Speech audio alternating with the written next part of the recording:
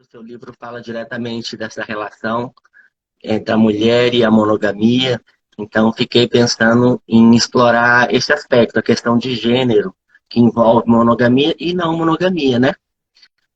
Mas antes de mais nada, eu quero Sim, apresentar você, não sei se as pessoas te conhecem, mas a Adriana ela é professora e também ela é escritora.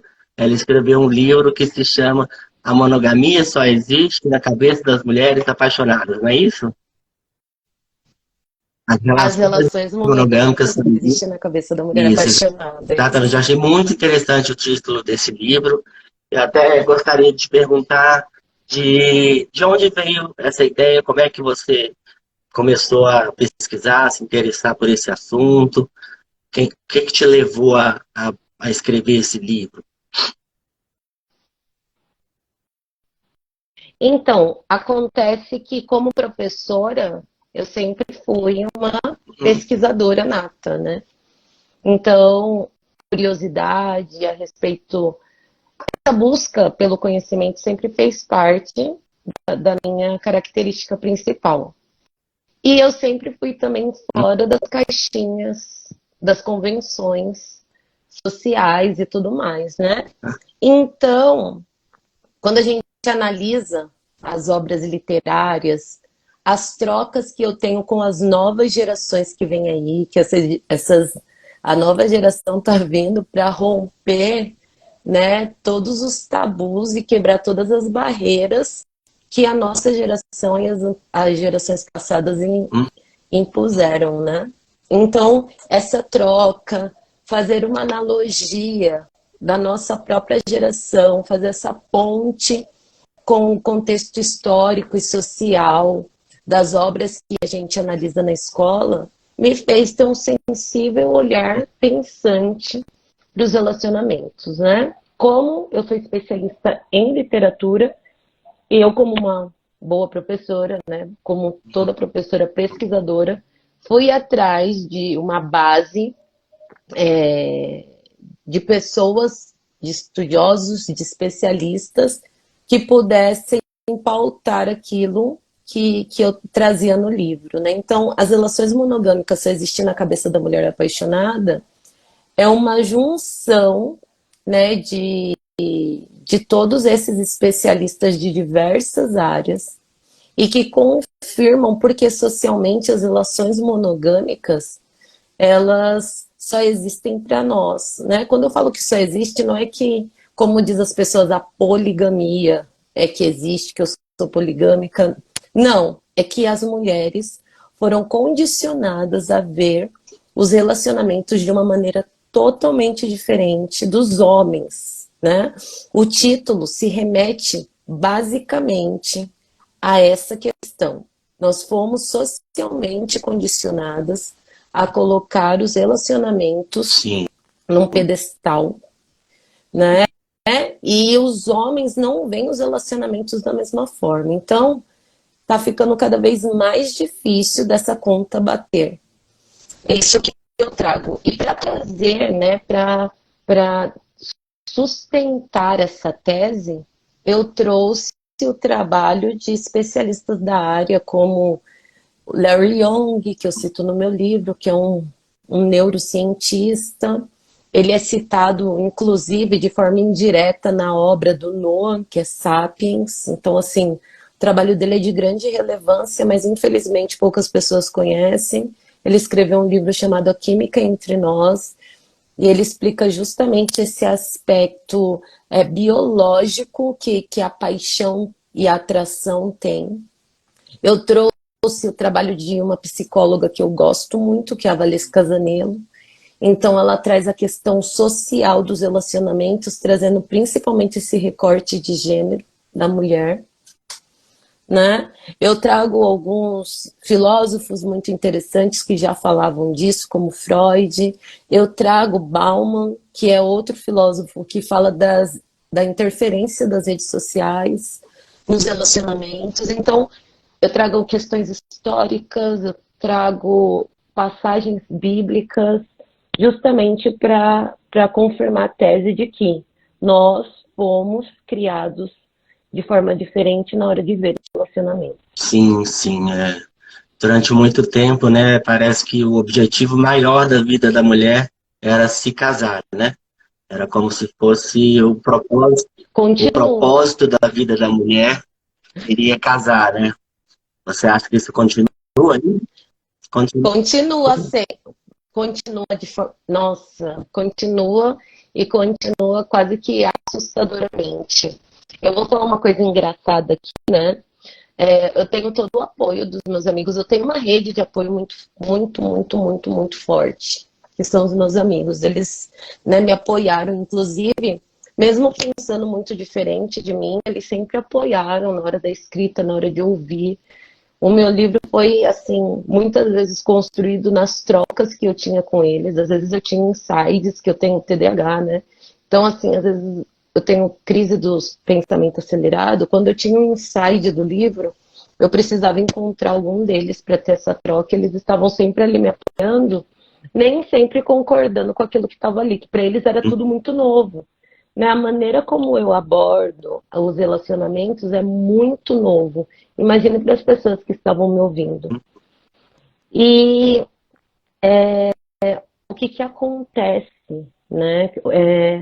As mulheres, muitas amigas minhas, elas têm até receio de compartilhar o livro, a publicação do livro, com esse medo de se queimar com os homens e o livro ser uma forma delas carimbarem ali, olha, eu sou não monogâmica. Então, você percebe como isso é profundo.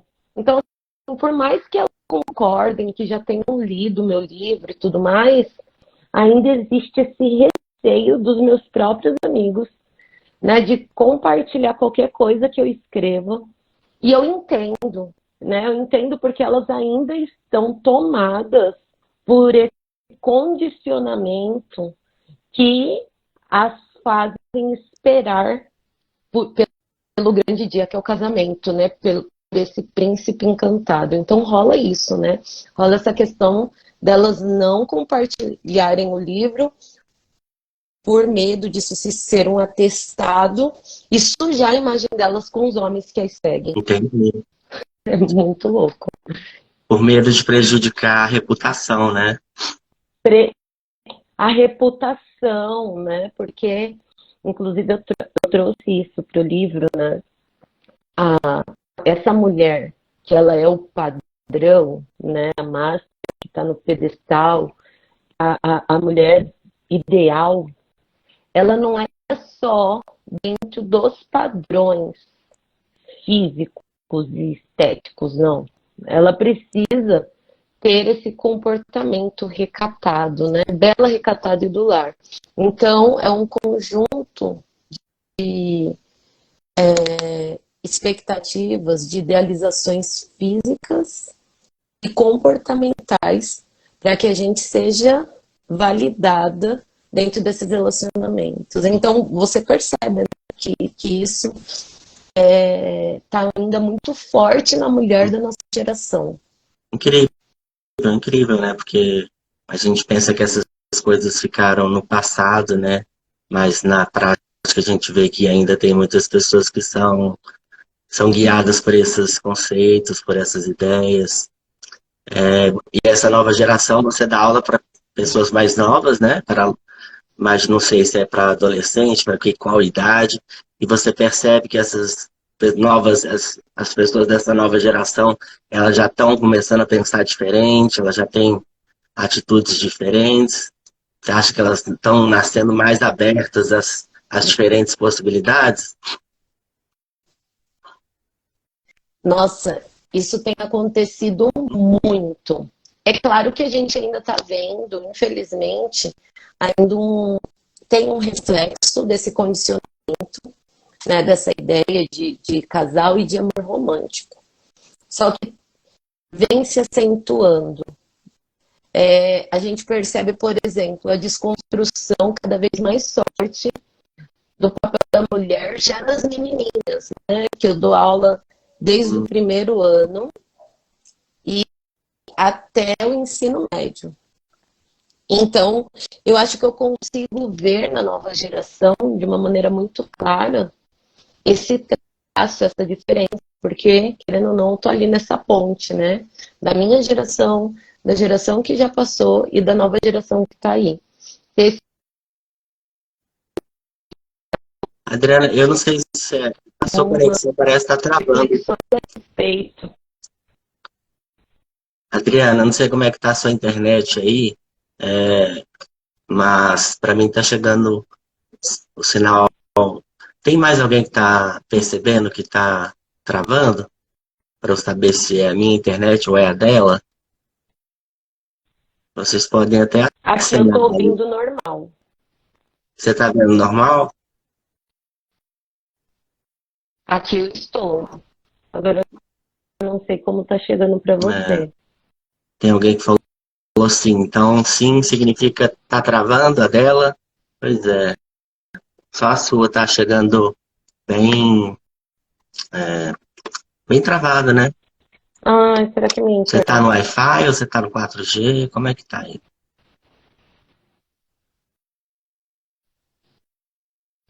Bom, agora eu saí do Wi-Fi. Uhum. E Agora tá agora? melhor. Às vezes o 4G é melhor que o Wi-Fi, né? É, eu deixei agora no 4G porque eu estava no Wi-Fi. Eu não sei se por causa da chuva, gente, eu moro na periferia, então não sei se a chuva acabou Ah, atrapalhando um pouco o sinal. melhorou E bastante, agora, né? tá melhor? Vocês Melhorou. estão conseguindo me ouvir? Agora Tá tá no ótimo agora. Que 4G. bom, graças a Deus. Porque eu estava muito Que querendo, bom. imagino que todos estavam muito querendo ouvir, né, o que você está falando, e às vezes a gente estava perdendo um pouco da coisa, né? Mas vamos retomar. A Ai, que gente tá então pena. discutindo essa ideia Vamos. de que as mulheres foram socializadas de um modo a terem como objetivo esse casamento, esse ideal, essa ideologia do amor romântico, né? Então elas foram Sim. ensinadas de forma muito diferente do que os homens. Então tem uma questão de gênero aí. As mulheres estão muito mais condicionadas a buscarem esse amor romântico, já os homens não são, ou pelo menos são menos, né? E talvez a principal diferença nem seja apenas a crença no amor romântico, né? A principal diferença é a questão da validação social. A mulher precisa da validação do homem. Então, estar num relacionamento com um homem quer dizer que ela foi Sim. validada, né? Então, ela foi validada como par, ela foi validada como Uhum. ser, como indivíduo. Olha que loucura. E para o homem isso não existe, né? O homem, quem valida o É, homem? O homem, não é a mulher. Então, se ele não quiser casar, se ele quiser viver a vida de solteirão, ele sempre vai ter ali as mulheres que querem ser validadas por ele, só que ele não está nessa busca de validação. E é por isso que a gente vê os relacionamentos de forma diferente. realmente isso é bem forte, né? Eu estava eu tava assistindo uma aula outro dia que estava justamente falando sobre esse assunto, né? Aí a pessoa deu um exemplo que me chamou muita atenção. Que ela estava numa roda de pessoas que estavam acabando de se conhecer, então todo mundo tinha que se apresentar, né? Aí ela notava que as mulheres todas se apresentavam assim, ó, eu sou fulano, eu sou namorada do João, do José, eu faço isso, faço isso. E os homens, eles não faziam essa mesma coisa, eles não falavam, ó, eu sou o namorado dela. Eles só falavam que eles eram. Mas as mulheres faziam questão de dizer que elas eram namoradas de uma determinada pessoa. Então isso chamou muita atenção dela. E eu acho que tem muito a ver com isso que você está falando, né? A mulher ela é validada quando ela foi escolhida por um Completa. homem, não é isso? A Grazi Massafera já fez essa denúncia, né? Ela já teve essa fala em um programa que virou até uma chuva de rios. Muita gente compartilhou essa fala dela, dessa necessidade da mulher ser validada. Aí assusta, né? Você tem uma mulher que é financeiramente independente, uma mulher que está dentro de todos os padrões de beleza, é reconhecida, é famosa.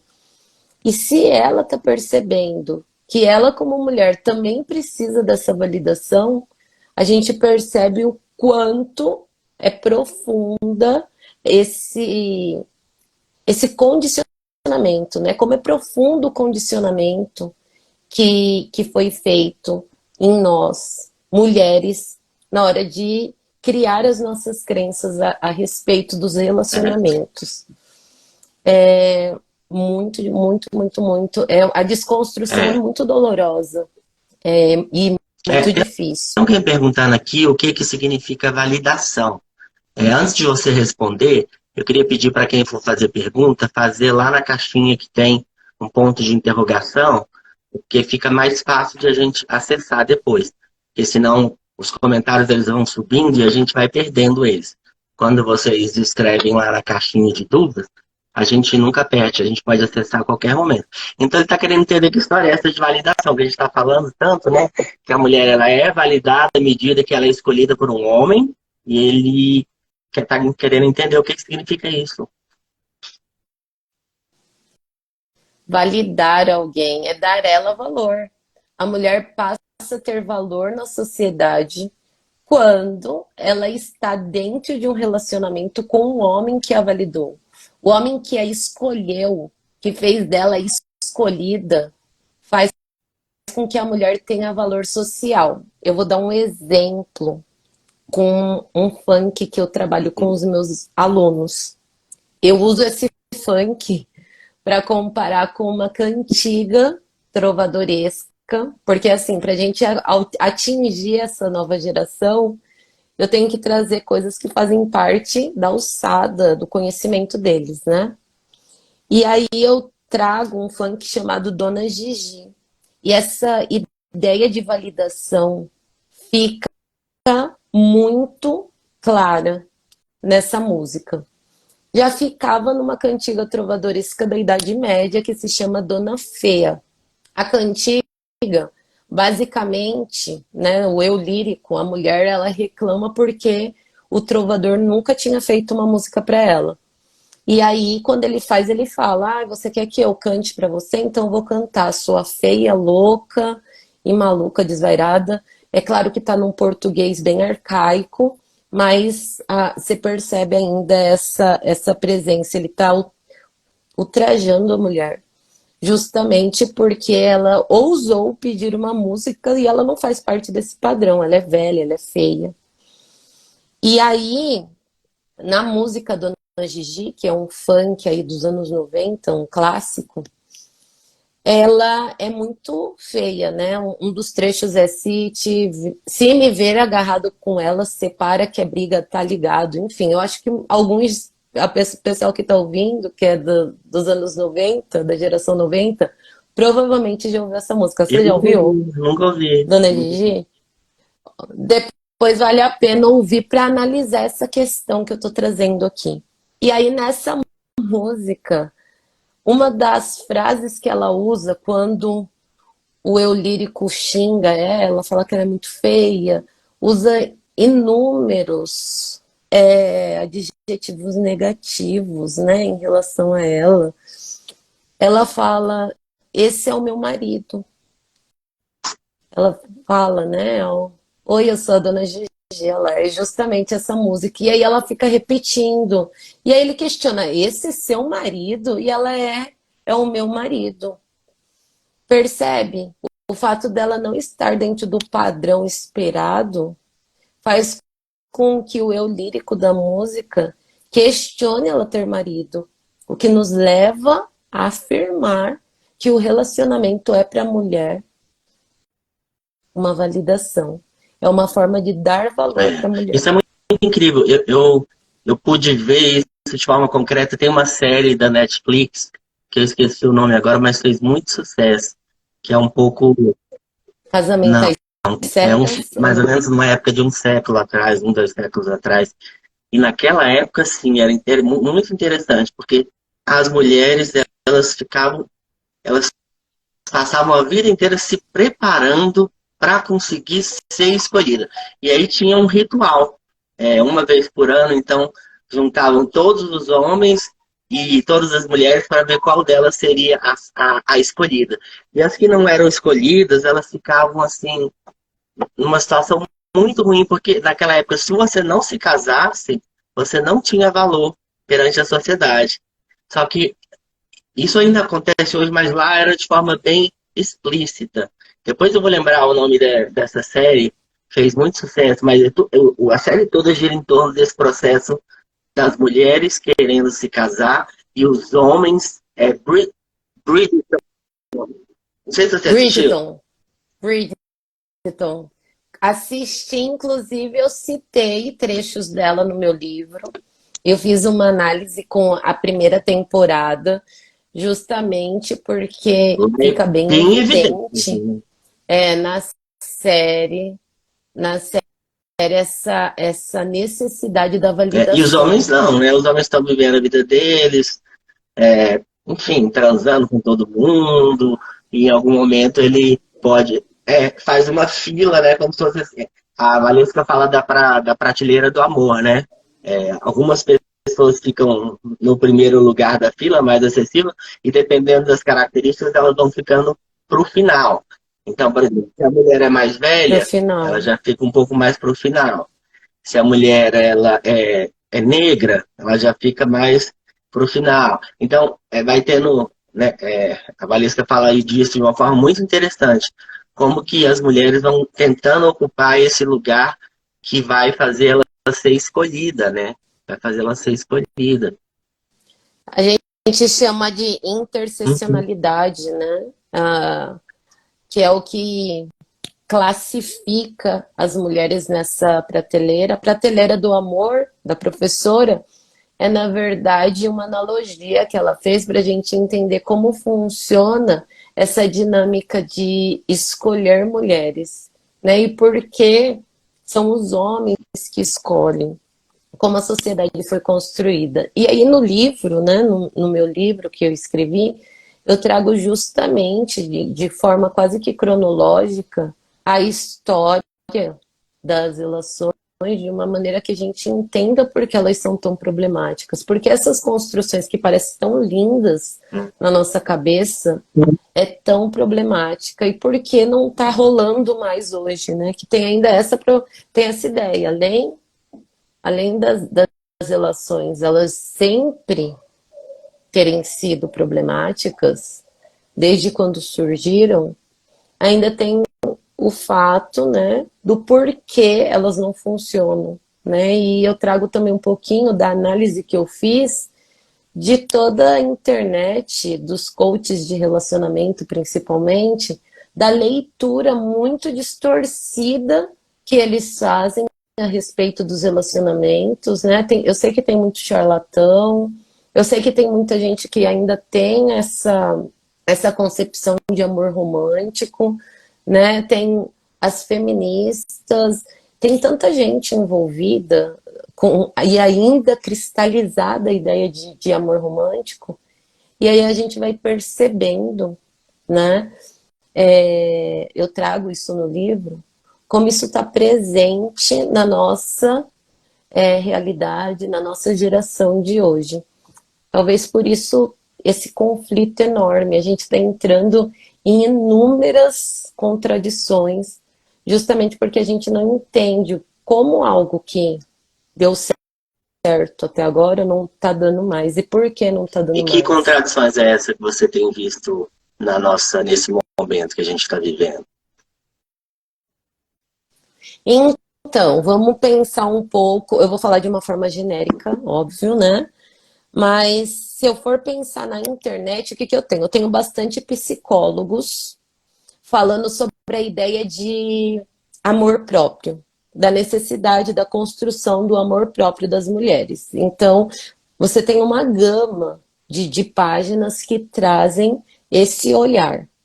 Eu tenho o olhar, né, também feminista, da mulher que já consegue fazer essa análise problemática nas características do homem padrão, do Sim. hétero top. Então elas já estão percebendo, já está caindo por terra, né, esse comportamento de cavalheiro, tudo isso está caindo aos poucos por terra. Então eu já tenho as feministas que vão pontuar. Só que é interessante, elas vão pontuar e tem muitas que não vão falar da estrutura do relacionamento. Ou seja, elas ainda acreditam que o problema não está na estrutura, está nas características do homem, né?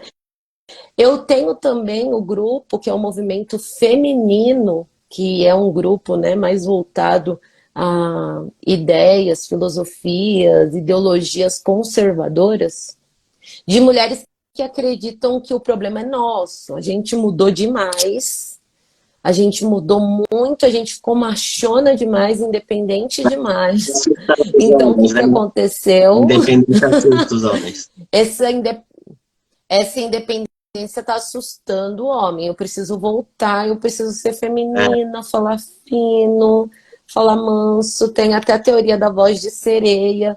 Assim, ainda uma existe, eu descobri que distopia. existe É hoje uma escola de assustador. princesas, que é justamente uma escola para Tem, formar as mulheres tem, à moda antiga, né?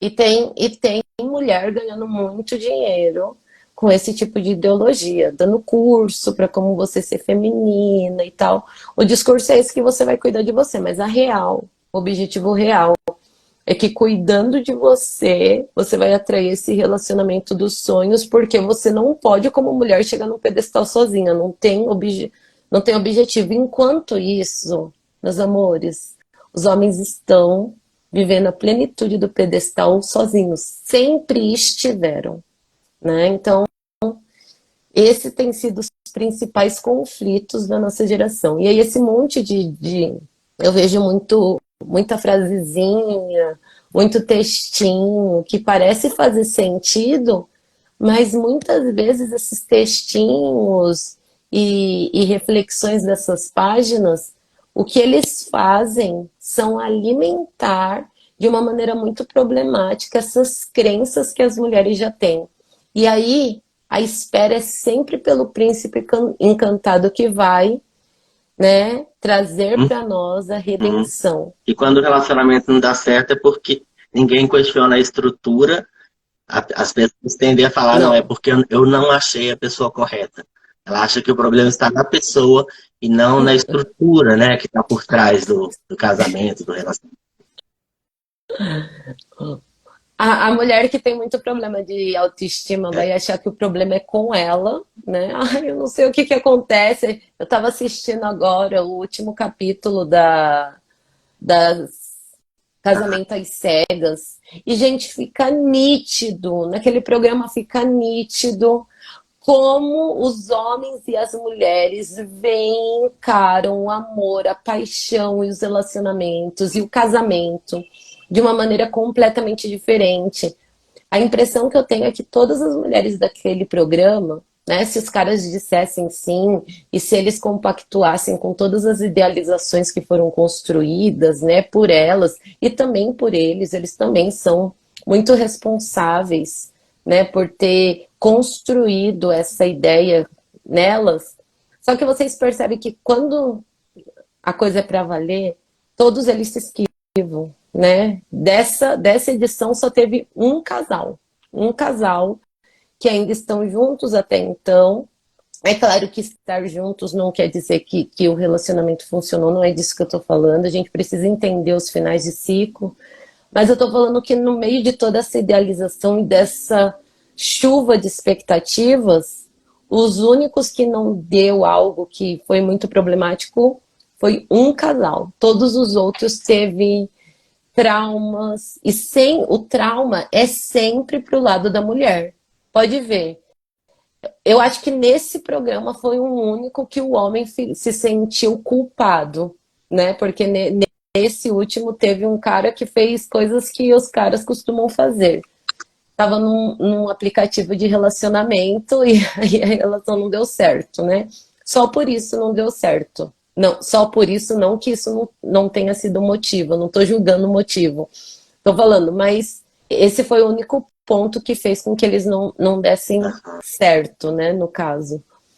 E a gente percebe a reprodução, eu gosto muito desses programas, que a gente vê a reprodução taxada dos comportamentos comportamentos humanos ali de forma escrachada para que a gente analise. Deixa eu ver, alguém escreveu um texto aqui.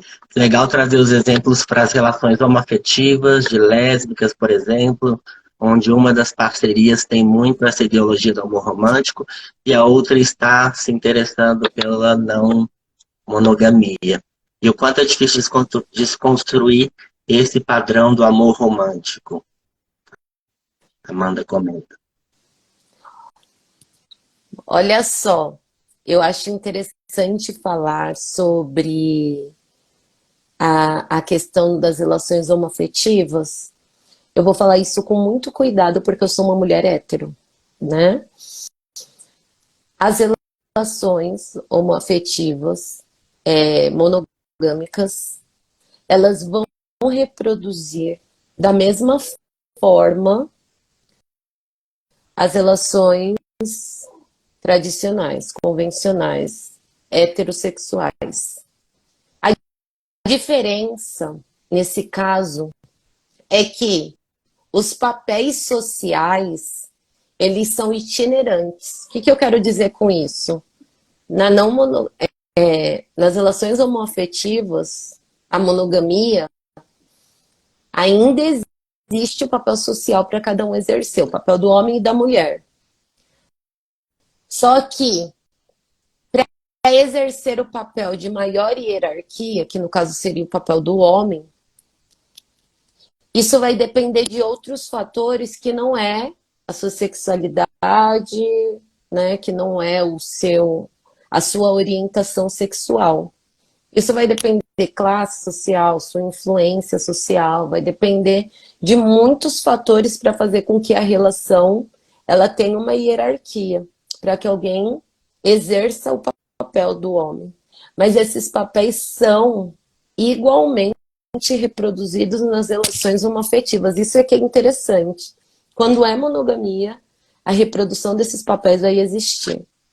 Interessante, porque a gente sempre ouve falar, né, nessas relações homoafetivas, sempre alguém fala assim, quem é o homem da relação? Ou comenta assim, aquela ali é o homem da relação. Então, é muito curioso que se diga Sim. isso, né? Porque são duas mulheres e alguém está falando, aquela ali é o homem da relação. Exatamente. E justamente essa frase, aquele é o homem da relação, você é a mulher da relação, é que mostra que para que a monogamia ela funcione, existem papéis sociais que eles só vai funcionar se eles forem plenamente exercidos por cada um dos seus pares. Né? Se esses papéis sociais forem quebrados, que é o que está acontecendo agora. O que vem acontecendo agora? A mulher saiu do papel social que ela cumpria quando a monogamia dava certo, entre aspas. Né? Quando ela funcionava, a mulher cumpria ali um papel de absoluta submissão. E eu não falo submissão só no fato dela viver um relacionamento violento, né, tóxico, não. É a submissão em menor ou maior escala. Existe uma hierarquia que é respeitada. Né? Então, hoje, essa hierarquia ela não funciona mais. E o primeiro passo para ela não funcionar entre homens e mulheres é porque a mulher escalou para um lugar que ela também tem a independência financeira dela, já começa daí. A mulher com independência financeira, já dizia Simone de Beauvoir, que é a mãe do feminismo. Ela falava que o primeiro passo para a emancipação completa da mulher seria a independência financeira. Eu acredito que talvez ela não imaginasse que com a independência financeira a mulher ainda estaria de maneira muito, muito forte com a dependência emocional, que é o que a gente está vivendo agora. Exatamente. Eu mesmo agora estava atendendo uma pessoa, que eu sou psicólogo, e aí essa pessoa estava dizendo, né, porque também eles eram muito evangélicos, e ela falou claramente assim, olha, existem muitos versículos na Bíblia que dizem que a mulher deve servir ao homem.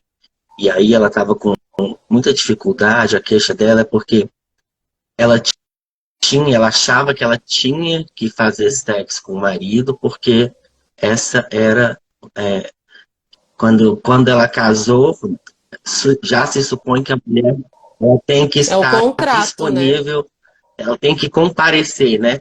Então ela muitas vezes fazia Nossa. sexo só porque ela se sentia na obrigação conjugal de fazer, porque aquele era o papel dela. E ela ainda embasava isso com um viés religioso, né?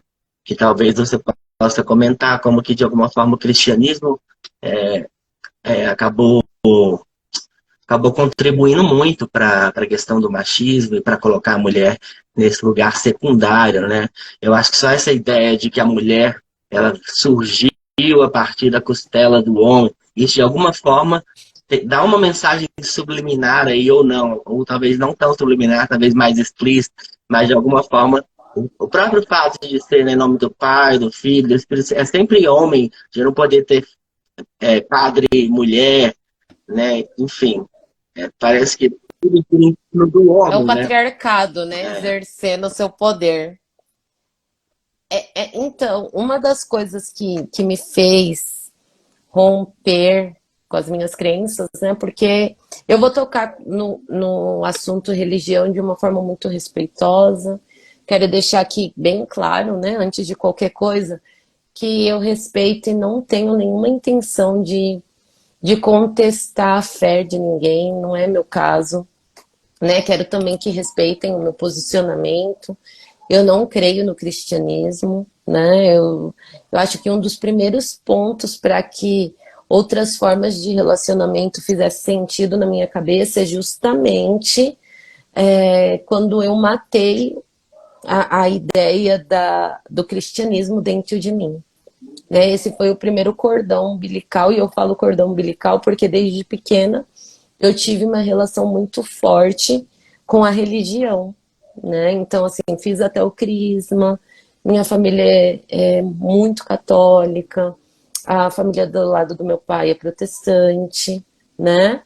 E aí eu fui percebendo algumas falhas quando você começa a estudar, fazer faculdade, quando você começa, né, se debruçar com livros, com filósofos, com a história, você questiona. E um dos meus questionamentos foi quando eu percebi outros modelos de religião que são sempre muito parecidos, né?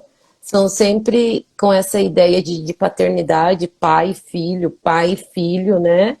E já me questiono muito o fato que a vida sai do útero, não sai da costela. Então tudo isso foi reverberando em mim, né? E que me fez construir, com certeza, ao longo dessa jornada, a ideia que eu tenho hoje. Então vamos lá, a sociedade sempre foi patriarcal, tá? Essa bomba, o cristianismo não leva sozinha. Ele não vai levar sozinho essa bomba, não. Porque se a gente vai analisar de uma forma bem superficial aqui, se a gente vai analisar a religião politeísta da Grécia Antiga, se você vai entender um pouco de Zeus, de Hera, de Afrodite, já está de maneira muito forte esses traços comportamentais do patriarcado, do homem e da mulher, numa sociedade que é tão diferente na questão religiosa daquilo que nós somos. A religião, a maneira deles construírem e verem os seus deuses, né, é um pouco diferente da nossa. A própria maneira como a sociedade era construída é um pouco diferente da nossa. E já estava presente lá essa ideia do patriarcado. Você já tem Hera. O que a Hera faz? Ela vive por aí correndo atrás de Zeus. A mulher é uma deusa.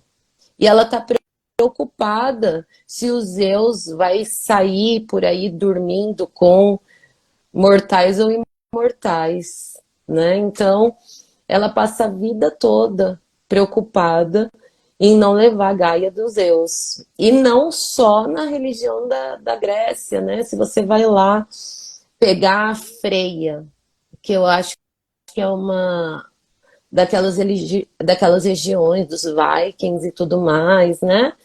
Quem é a Freia, gente? Ela casou eu acho que é Or. É difícil falar a língua dessa galera, gente. Me perdoa se eu pronunciar errado. Mas ele é o Deus que vem com uma carroça e traz o sol, né? Ele traz a luz do dia. O homem tem 2 ou 3 filhos com ela. O homem desaparece. Ela chora, né? Lágrimas de ouro, porque ela busca esse homem. E essa mulher, ela representa a Freia, toda a sensualidade, né? Todo o poder de uma mulher. Enfim, o empoderamento, a solitude. E ainda assim, ela é uma das personagens que sofrem com a falta desse Deus, né? E ela tem que levar sozinha a criação dos filhos que ela teve com ele. Ou seja, eu gosto muito de entender as mitologias e as histórias, as passagens religiosas, bíblicas, porque elas explicam muito da maneira como a sociedade enxergava os relacionamentos e as mulheres.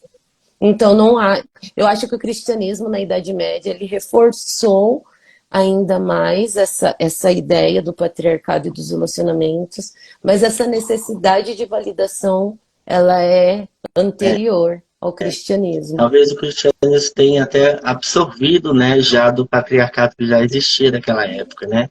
Ele absorveu. Sim, sim. A Eu uma vez fiz reprodução. uma live aqui que era assim, porque eu falo muito de não monogamia, né? Na minha página é sobre isso. Aí a pergunta é possível um cristão ser não monogâmico? E aí a gente discutia toda essa questão, né, de como a religião coloca o casamento e o adultério e todo um discurso muito forte ali que acaba de alguma forma moldando como que as pessoas como as pessoas vivem, inclusive nos relacionamentos.